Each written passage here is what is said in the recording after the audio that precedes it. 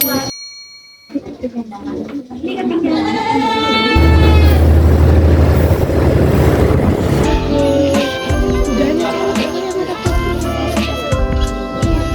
yang udah dipotong. Sudahlah. Baik, Assalamualaikum warahmatullahi wabarakatuh.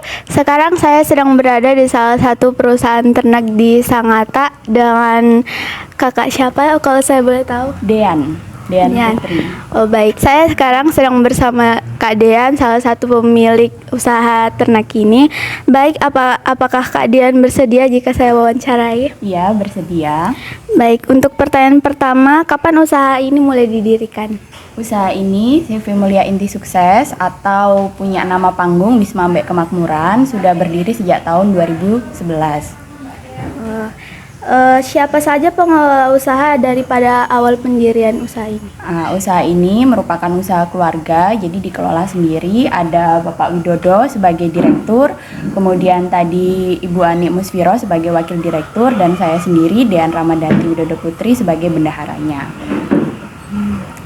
Apa motivasi kakak atau keluarga hingga memilih mendirikan usaha ini?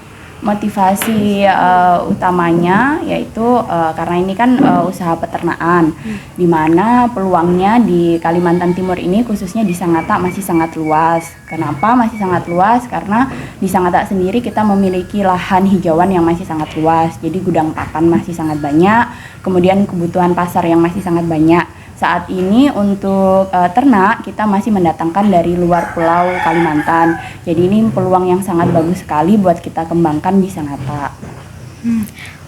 Untuk pertanyaan selanjutnya tentang struktur organisasi, seperti apa struktur organisasi di kegiatan usaha kakak, usaha Struktur keluarga? organisasi tadi yang sudah saya jelaskan, direktur ada Bapak Widodo, kemudian wakil direktur ada Ibu Ani Musfiro, bendahara saya, kemudian ada karyawan lepas gitu.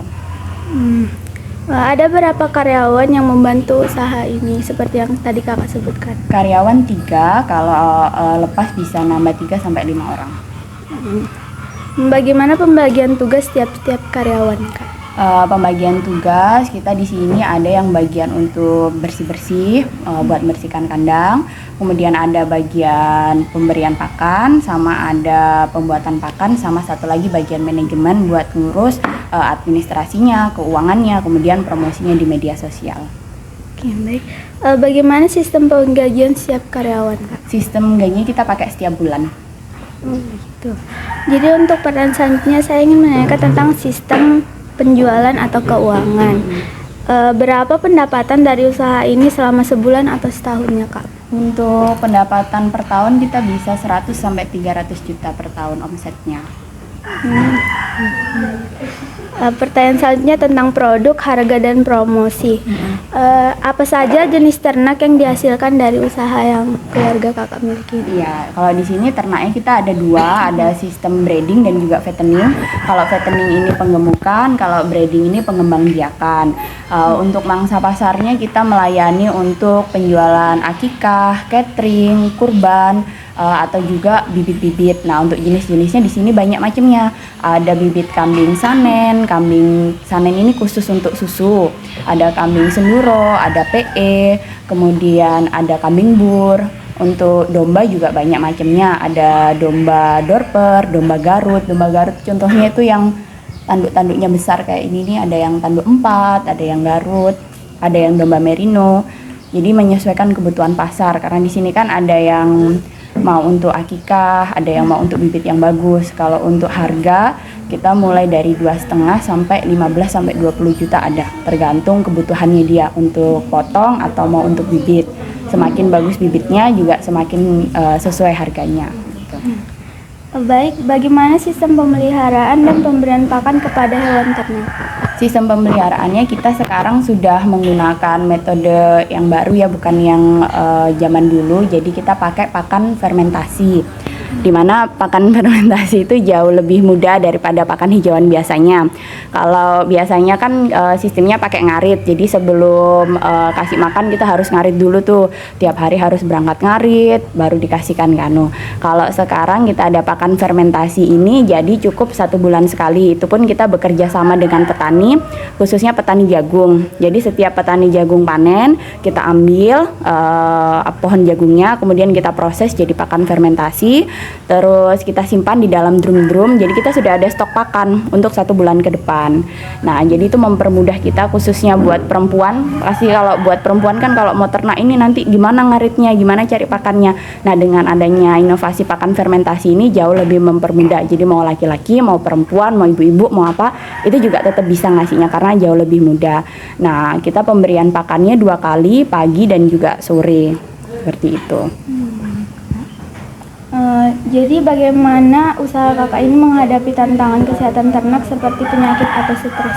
Nah, untuk menghadapi tantangan kesehatan ternak, biasanya kalau di ternak ini nih kan penyakit yang sering tuh ada kembung, kemudian ada memrengen, itu apa bahasanya?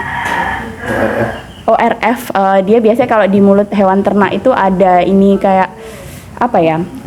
Penyakit mulut hewan itulah. Nah, itu tuh biasanya disebabkan dari pakannya dari pakan hijauan. Biasanya pakan hijauannya itu yang terlalu banyak mengandung air. Biasanya kalau kita pagi-pagi masih embun, kita ngarit atau ngambil rumput terus dikasihkan ke ternaknya, karena dia mengandung banyak air, itu bisa menyebabkan kembung. Terus tadi ORF itu tadi atau membrangen itu tadi, karena di sana kan banyak hewan-hewan. Nah, untuk mengatasinya kita pakai pakan fermentasi itu tadi. Karena di pakan fermentasi kan kita sudah diproses, diseleb, dicopper, jadi hewan-hewannya sudah mati, kemudian kadar airnya juga sudah berkurang, jadi bisa mengurangi penyakit-penyakit pada hewan. Terus kemudian buat menguranginya lagi, kita rutin membersihkan kandang. Jadi sebelum pemberian pakan kita rutin bersihkan buat jaga kebersihan kandang. Kemudian kita juga rutin buat vaksin. Jadi kita lihat kalau memang pertumbuhannya kurang baik, oh mungkin ada cacing atau apa, kita rutin buat disuntik, kita kasih obat-obatan gitu. Jadi pertumbuhannya biar tetap bagus. Baik.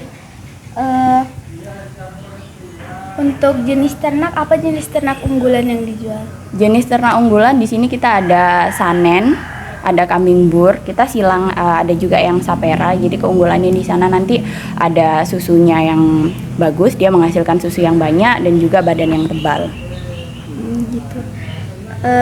Berapa harga yang ditawarkan dari ternak unggulan tersebut? Kalau ternak unggulan bisa mulai dari 5 sampai 20 juta bisa, tergantung jenisnya. Lalu bagaimanakah strategi penetapan harga yang diterapkan untuk ternak yang ditawarkan? Kalau untuk strategi penetapan harga, sebenarnya ini kan agak khusus, beda dari mungkin kalau jenis produk-produk lainnya kan di markup atau di apa. Nah, kalau kambing ini kan dia bisa berkembang biak. Nah, jadi untuk penetapan harganya kita menyesuaikan aja, kita nambah itu, ditambah keuntungan sendiri, kita marginnya nentukan sendiri. Gitu. Apakah usaha ini melakukan kegiatan promosi penjualan secara langsung dalam memasarkan produk yang ditawarkan? Untuk promosi kita selain dari mulut ke mulut, kita juga promosi secara online, khususnya di media sosial TikTok. Kita pakainya soft selling, jadi tidak hard selling yang kayak oh ini beli ini ada kami harga sekian. Jadi kita pakai soft selling dengan akun TikTok, ada nanti bisa dicek Sri Kandi Wedusan. Jadi kita di situ bikin konten-konten edukasi mengenai ternak, jenis-jenis ternak, bagaimana merawat ternak. Nah, dari situ banyak dari teman-teman yang tertarik kemudian datang mengunjungi kita. Ada juga kita di Google ya, di Google Bisnis. Nah, nanti di situ bisa dilihat ratingnya. Jadi kita promosinya dari online. Kebetulan untuk pelanggan kita banyaknya sudah ada sampai Kalimantan Utara ada, kemudian dari Samarinda, Balikpapan itu ada, dan semuanya rata-rata online seperti itu. Dari e-katalog kita juga sudah ada. Bagaimanakah saluran distribusi atau pemasaran untuk memasarkan produk ternak milik kakak ini? Untuk saluran distribusi kita ada yang langsung ke konsumen, ada juga yang kita pakai pengecer. bukan pengecir, apa namanya? Ya dari sellernya di beberapa tempat kayak di Kaliurang atau di Berau gitu. Jadi kita kasih ke distributor nanti di sana diecerkan lagi gitu.